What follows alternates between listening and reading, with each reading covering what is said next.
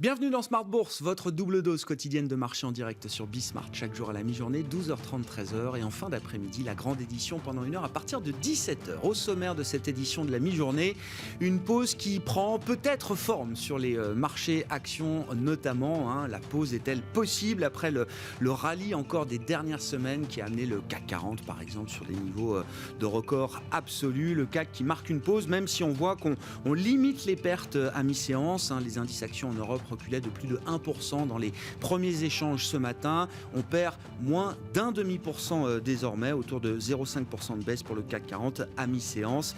L'idée d'une pause donc peut-être qui s'installe pour quelques jours sur les marchés actions, avec un agenda de fin d'année qui sera très chargé, notamment pour les banques centrales. On a eu la confirmation de la reconduction proposée par Joe Biden de Jérôme Powell, avec une vice-présidente qui est bien connue, là aussi des observateurs de l'univers des banques centrales, Lael Brainard, qui est déjà membre, gouverneur au sein du board de la Réserve fédérale américaine depuis plusieurs années et qui accède désormais à la fonction de vice-chair, de vice-présidente. Donc ce nouvel attelage va diriger les débats au sein de la Réserve fédérale américaine avec un rendez-vous les 14 et 15 décembre prochains. Et puis la BCE également, qui aura une fin d'année chargée avec l'idée que les risques sur l'inflation sont beaucoup plus orientés à la hausse désormais. C'est le propos ce matin qu'il faut retenir de l'Allemande Isabelle Schnabel, membre du directoire de la Banque centrale européenne. Des déclarations qui ont pour effet sur les marchés de stopper la baisse de l'euro contre dollar, avec un euro-dollar qui se stabilise au-delà de 1,1250 aujourd'hui. Et puis sur les dossiers spécifiques du jour, on notera le décrochage du titre Trigano, qui perd plus de 10% après la publication de ses résultats annuels. Trigano qui est l'emblème de cet excès de demande, cet excès de croissance et de demande pour ces camping-cars qui vont saturer les capacités de production pour encore 12-18 mois peut-être, posant évidemment des problèmes d'approvisionnement pour le groupe Trigano qui est obligé d'en informer le marché. Le titre Trigano a connu un parcours superbe depuis le point bas de mars 2020 et donc marque une pause un peu forte aujourd'hui, et je le disais avec une baisse d'un peu plus de 10%.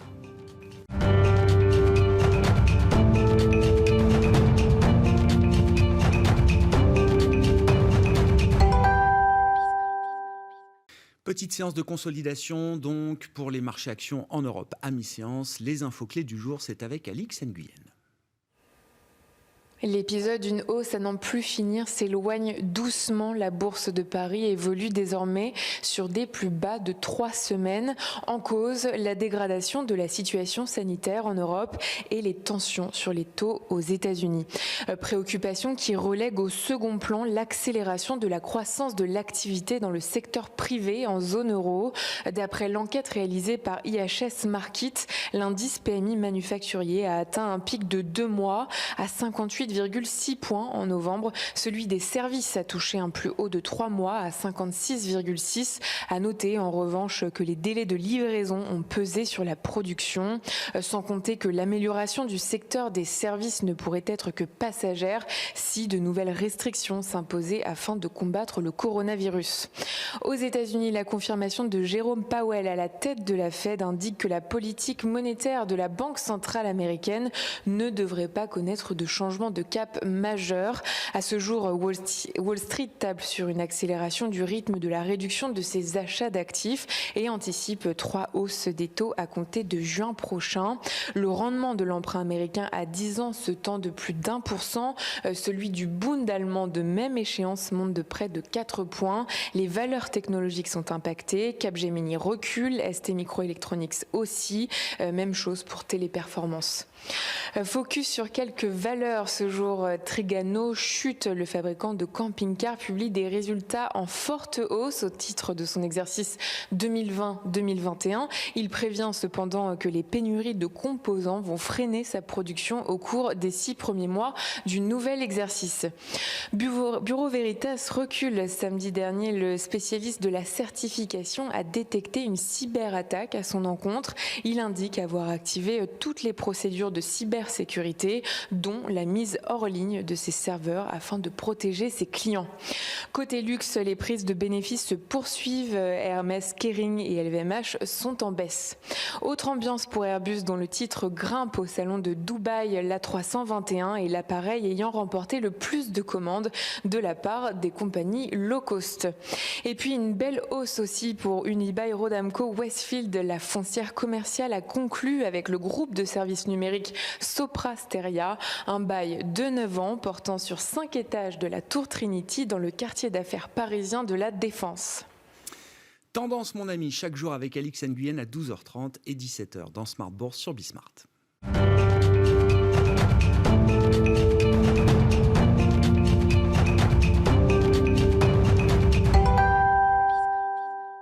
Bon, et c'est encore l'événement ce matin, la reconduction de Jérôme Powell sur proposition de Joe Biden pour un nouveau mandat de président de la Fed, sous réserve de la validation par le Sénat américain, et puis la nomination de la gouverneure Lael Brainard au poste de vice-présidente de la Réserve fédérale américaine. On en parle avec Juliette Cohen qui est avec nous par téléphone, stratégiste chez CPR Asset Management. Bonjour et bienvenue Juliette. Merci beaucoup d'être avec nous. On connaît très bien Jérôme Powell, on connaît également Lael Brainard quand on suit l'actualité des banques centrales et de la Fed en particulier. Qu'est-ce que ce tandem quand même peut nous dire de la colonne vertébrale intellectuelle qui va diriger pour plusieurs années maintenant les débats au sein de la Réserve fédérale américaine et comment est-ce que tout cela va d'ailleurs se traduire dès la prochaine réunion qui se tiendra les 14 et 15 décembre prochains, Juliette? Alors, il est probable que le président Biden ait choisi donc la continuité dans un moment un peu délicat où l'inflation est perçue comme un risque politique croissant aux États-Unis, d'autant plus qu'on se rapproche des élections de mi-mandat. Ce qui est intéressant, c'est que Lael Brainard, dans son discours hier soir, a dit qu'elle s'engageait à mettre les travailleurs américains au centre de ses efforts à la Réserve fédérale. Et ça voulait dire pour elle réduire l'inflation. Et donc, il y a vraiment un engagement à lutter contre une inflation trop élevée. Alors, ce qu'on sait aussi de Lael Brainard, c'est qu'elle est une fervente opposante à la dérégulation, notamment dans le secteur financier, et puis qu'elle a eu une contribution importante dans la revue stratégique qu'a menée la Fed en 2020, notamment sur la prise en compte des communautés défavorisées, et ce qui veut dire que la Fed donc est prête à laisser surchauffer un peu l'économie pour que le plein emploi soit atteint de manière large et inclusive en évitant de laisser trop d'Américains de côté. Donc elle pourrait avoir un impact sur ce point-là. Et puis également, on sait qu'elle est attentive à la prise en compte des risques financiers liés au climat, un point sur lequel la Fed est un peu en retard par rapport aux autres grandes banques centrales. Donc ça sera des éléments à scruter dans les prochains mois. Bon, le marché du travail, comme vous le disiez, l'inclusion de l'ensemble des travailleurs américains dans le marché du travail, c'est vraiment la priorité pour la Réserve fédérale américaine, avant même peut-être les enjeux climatiques. Je sais qu'on veut mettre beaucoup de responsabilités sur le dos des banques centrales, mais pour l'instant, c'est le marché du travail. Est-ce que la situation américaine s'améliore suffisamment vite pour envisager une accélération de la normalisation de la politique monétaire, notamment à travers le programme de réduction des achats nets d'actifs, donc le fameux tapering qui a été engagé ce mois-ci, en novembre, Juliette. La discussion est-elle légitime aujourd'hui ? Alors, il semble que la décision soit légitime. Les derniers chiffres de l'emploi étaient plutôt bons en ce sens. Il reste encore quand même 4 millions de postes à retrouver par rapport au niveau d'avant pandémie, mais on devrait y arriver en fin de premier trimestre 2022 ou deuxième trimestre 2022 selon l'évolution du marché du travail. Et là, ce qu'on a entendu ces derniers jours, c'est plusieurs déclarations de membres du board de la Fed indiquant qu'il serait approprié d'avoir une discussion sur l'accélération du rythme de réduction des achats. Et notamment, ce qui est intéressant, c'est la voix du vice-président du board, Richard Clarida. Donc c'est aussi une annonce qui pourrait avoir lieu à la prochaine réunion du FOMC. Est-ce qu'une accélération du tapering, donc c'est-à-dire terminer plus rapidement que prévu les achats nets d'actifs du côté de la Réserve fédérale américaine, est-ce que ça signifie des hausses de taux plus rapides que le calendrier officiel, entre guillemets, signalé par la Réserve fédérale américaine, ou est-ce que ce sont deux histoires séparées? En tout cas, c'était le sens des messages envoyés jusqu'à présent par Jérôme Powell, qui essayait de distinguer ces deux étapes, ces deux phases en matière de normalisation. Est-ce qu'il y a quand même une équivalence très forte entre la fin du tapering et le début des hausses de taux, Juliette?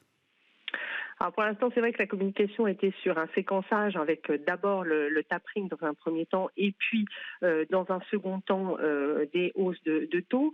Ce que l'on voit là, c'est que le marché maintenant anticipe que des hausses de taux vont pouvoir arriver dès le mois de juin 2022 et il est entre 2 hausses et 3 hausses de taux sur l'année 2022. Alors pour nous, on voit 2 hausses de taux de la Fed en 2022 à partir donc du mois de juin 2022. D'accord, 2 hausses de taux, effectivement, qui sont déjà bien intégrées par le marché. La communication de la Fed donc, sera à suivre dans les prochains jours, les prochaines semaines. Des membres de la Fed s'exprimeront et puis la réunion de fin d'année aura lieu les 14 et 15 décembre prochains. Qu'en est-il de la Banque Centrale Européenne, Juliette, qui se réunira, elle, le 16 décembre, donc la semaine 50 de l'année sera très chargée en matière d'annonce de politique monétaire. On a un discours de plus en plus ferme quand même de la part des officiels de la Banque Centrale Européenne sur l'idée que le risque inflationniste est orienté à la hausse à moyen terme. Ce sont les propos tenus ce matin par Isabelle Schnabel dans une interview accordée à Bloomberg, donc membre allemande du directoire de la Banque Centrale Européenne. Qu'est-ce qui vient soutenir ce propos, Juliette, et comment est-ce que cela peut se traduire là aussi en matière de décision de politique monétaire le 16 décembre prochain? Oui, alors c'est vrai qu'on a eu quand même beaucoup de déclarations côté aussi BCE sur ces derniers jours qui étaient un peu plus hawkish. Alors Schnabel insiste sur le fait qu'il y a beaucoup d'incertitudes sur l'inflation, qu'il y aura très probablement une révision à la hausse des prévisions de la BCE pour 2022 et que les risques étaient clairement orientés à la hausse sur l'inflation. Alors elle a quand même... Pour elle, l'arrêt du PEP en mars est toujours valide, malgré l'impact, la hausse des cas de Covid que l'on voit pour l'instant. Et pour elle, la discussion va se centrer sur le niveau de stimulus monétaire qui doit encore être apporté et sur les instruments qui sont à utiliser par la BCE. Et elle met en avant le fait qu'il y aura probablement un tournant des achats d'actifs vers la forward guidance. Donc c'est vraiment un changement de ton. Et quand on voit aussi les déclarations de François Villeroy de Gallo, qui est un membre jugé plus accommodant, on a aussi la confirmation de cette discussion et le fait que on va très probablement vers une fin des achats du PEP en mars 2022. Et il n'est pas évident qu'on aura une révision du programme d'achat APP ou un programme transitoire pour accompagner donc la sortie de crise, mais que c'est vraiment la forward guidance de taux qui va jouer à la suite de ces achats du PEP. Est-ce que c'est un package, là, quand on prend les propos d'Isabelle Schnabel et puis ceux de François Villeroy de Gallo hier, est-ce que c'est un package qui semble réaliste à mettre en place, ou est-ce qu'en termes de gestion des risques, la BCE prendrait un risque important, justement, à s'avancer peut-être un peu trop? Vous l'avez dit d'un mot, Juliette, au moment où une dizaine de millions d'Autrichiens sont à nouveau confinés strictement pour au moins 3 semaines. Oui, alors il est probable que la BCE va garder cette optionnalité, qu'elle va éviter de s'engager à trop long terme quand on voit la pression sanitaire qui remonte un petit peu en cette fin d'année. Et on voit aussi toute son insistance dans son discours sur l'incertitude qui entoure l'inflation. C'est vrai et donc on pense que quand même il va y avoir une relative prudence et que on évitera de s'engager à trop durablement. On a vu que ces évolutions, alors effectivement, il y a beaucoup de nuances dans le discours des banquiers centraux, mais que les évolutions de part et d'autre, côté Fed, côté BCE, ont amené pas mal de mouvements sur le dollar d'un côté, l'euro de l'autre, et donc la parité euro-dollar au cours des derniers jours et des dernières semaines. On est autour de 1,1250, effectivement, venant de 1,22, 1,23 en début d'année.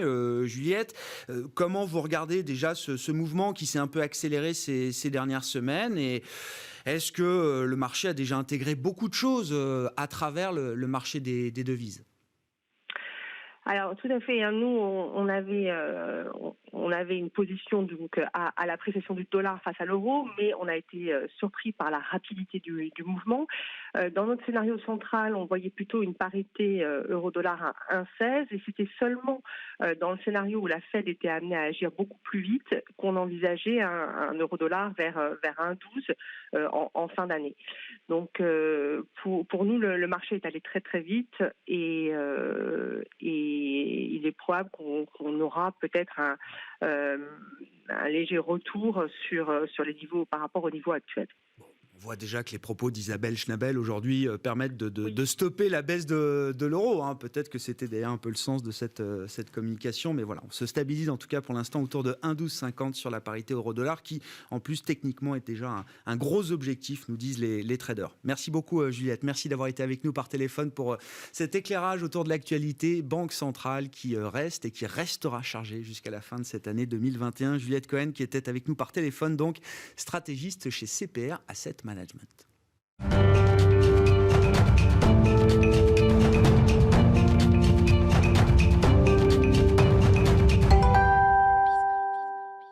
Et c'est Julie Jourdan qui est à présent à mes côtés en plateau pour poursuivre cette discussion de marché. Bonjour Julie. Bonjour. Bienvenue, vous êtes gérante action américaine chez Mansartis.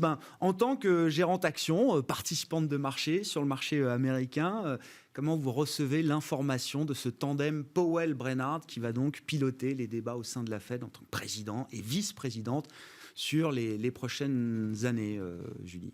Écoutez, c'est plutôt quelque chose qui s'inscrit dans la continuité d'une politique qui a été assez, à la fois pragmatique, à la fois réactive, à la fois proactive. Donc, quelqu'un qui a bien géré, Jérôme Powell a bien géré ces dernières années. Le fait que demain, effectivement, il soit accompagné dans son mandat par une vice-présidente qui est, on va dire, démocrate, avec une sensibilité plus forte sur les sujets comme la régulation, comme les enjeux climatiques, va permettre en fait au tandem d'être extrêmement équilibré et d'avancer, on va dire, dans un environnement qui évolue en fait de manière permanente. Donc nous, on le voit plutôt de manière assez rassurante. Jérôme Powell a été quelqu'un qui a beaucoup communiqué sur ce qu'il allait faire et qui a jusqu'à présent peu surpris. Donc on verra comment se déroule l'année prochaine, notamment en matière de hausse des taux, puisqu'on voit bien qu'il y a un grand écart entre ce qui est à l'heure actuelle annoncé par le président de la Fed et ce qui est aujourd'hui évoqué dans les anticipations par le marché. Donc on verra comment ça évolue. L'inflation et l'emploi seront vraiment au cœur en fait de ces évolutions. Mais globalement, je pense que c'est quelque chose qui rassure le marché, très clairement. Bon, effectivement. Alors, je ne sais pas... on a vu le marché un peu fluctuant hier. Oui. Sur l'annonce, c'était plutôt positif, puis ça s'est joué en deux temps en fait. Ça a été une réaction qui a été assez étonnante, puisqu'effectivement, on a vu une vraie rotation qui se mettait en place, au détriment en fait, effectivement, des valeurs de croissance et au profit des valeurs financières, comme si effectivement, on avait un nouvel acteur qui allait être très favorable en fait à des hausses des taux. Alors c'est vrai que c'est un peu surprenant. Alors c'est vrai qu'il faut le voir comme un jeu de miroir par rapport au scénario où effectivement c'était Madame Brainard qui aurait été élue. C'était une probabilité non nulle. Oui, qui était une probabilité non nulle, qui avait beaucoup augmenté ces derniers temps et qui avait sans doute aussi pesé sur les taux très, très récemment. Donc le marché s'est quand même ajusté et c'est vrai que moi finalement cette réaction un petit peu surprenante est le reflet qu'il y avait quand même une partie des probabilités qui avait augmenté sur la possible nomination de Madame Brainard au titre de présidente.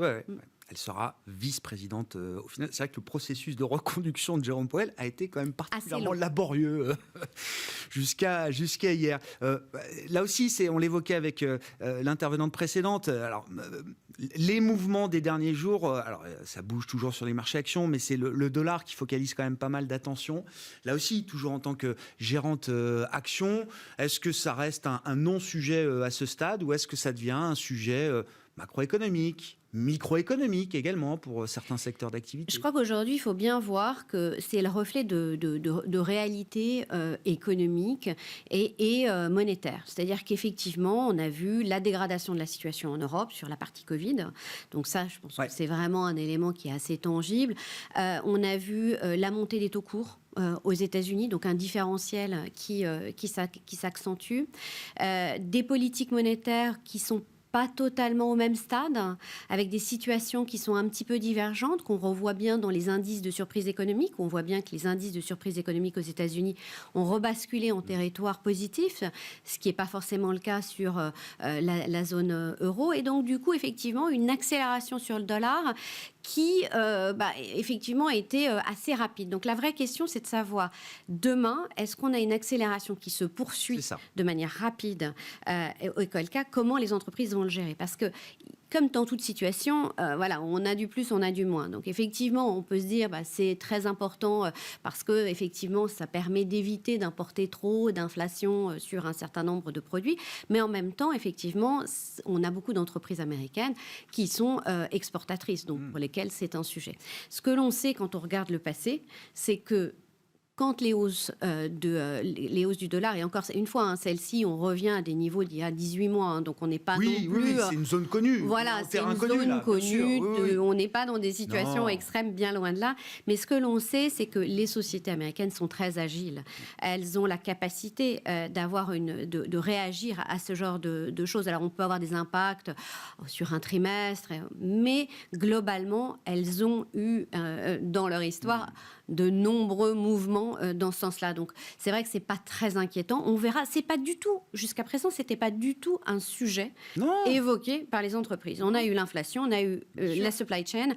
Le dollar n'est jusqu'à présent pas un sujet. On verra si ça le devient effectivement dans les prochaines semaines.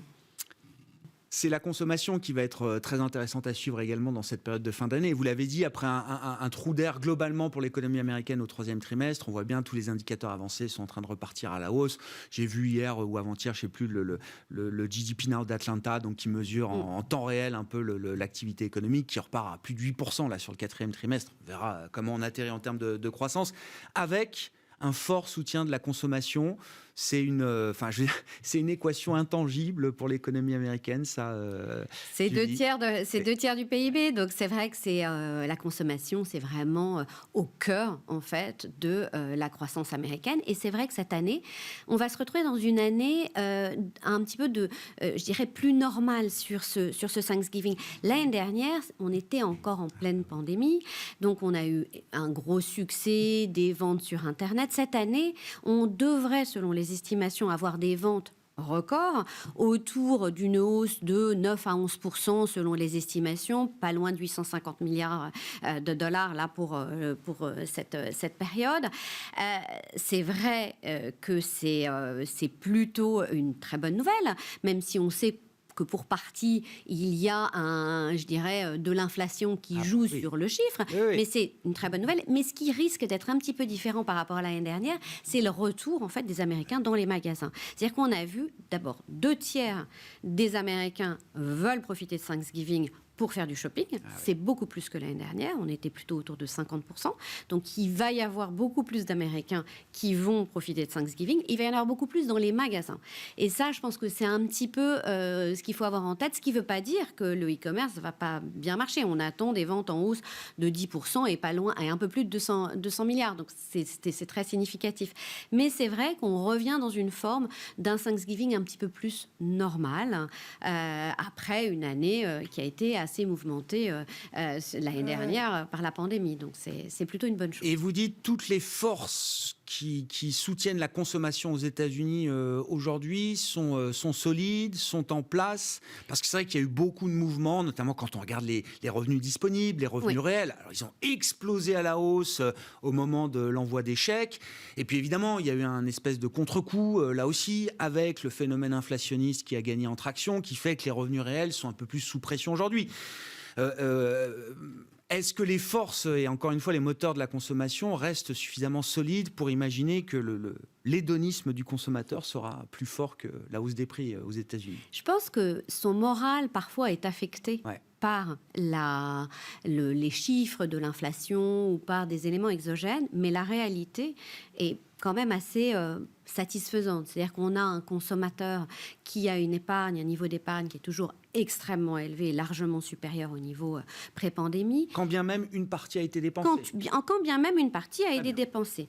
Qui, s'il est investi dans l'immobilier ou dans les actions, a un effet richesse qui est colossal, qui bénéficie d'un marché de l'emploi extrêmement favorable et dans lequel on voit bien que la demande excède aujourd'hui, les offres excèdent effectivement ce qui est possible. Donc, avec une inflation salariale sous-jacente, en particulier pour les métiers où on a peu de formation. Donc, c'est vrai qu'on est dans un environnement qui, globalement, reste très favorable, et ce, en dépit de l'inflation. Donc, on a effectivement cette inflation, mais il ne faut pas se dire cette inflation, effectivement, vient, perturber de manière très forte, en tout cas à ce stade, une situation qui est extrêmement encourageante. Alors, 2020 a été l'année de l'urgence de la crise pandémique, 2020 aura été l'année de la sortie de crise pour l'économie américaine en l'occurrence. 2022 s'annonce comme une année de normalisation sur le plan de la croissance et donc de la consommation. En termes d'investissement, de thèmes d'investissement, comment est-ce que ça se traduit dans votre gestion et dans votre fonds chez Mansartis, Julie ? Alors, je pense qu'il faut vraiment analyser effectivement cette année 2022, sans doute au regard de deux, on va dire, deux éléments. La première, sur le court terme, ça va être effectivement la fin de cette sortie de crise et je dirais la réelle normalisation, notamment sur les problèmes de chaîne d'approvisionnement qui risquent en fait de s'étirer encore sur le premier voire le deuxième trimestre, qui sont des facteurs d'inflation aussi derrière, donc qui sont effectivement à regarder de très près. Donc ça, c'est un premier élément qui est plutôt, d'après nous, sur du court terme en tout cas. On va voir effectivement l'inflation derrière, qui elle aussi, on va voir comment elle évolue, mais qui est effectivement dépendante de ces choses-là. On va avoir tout ce qui est effectivement la normalisation de la politique monétaire, et là aussi les 6 premiers mois de l'année vont être déterminants pour ça. Et de manière, on va dire, plus structurelle, on va avoir des thématiques qui vont se mettre en place dans la durée. Donc, que ce soit effectivement l'accélération de la transition écologique qui a à la fois une accélération de la croissance dans certains segments, mais aussi ce que cela implique sur le marché des comos de manière générale, puisque on le voit bien, c'est quelque chose, il y a quand même aussi des impacts extrêmement significatifs.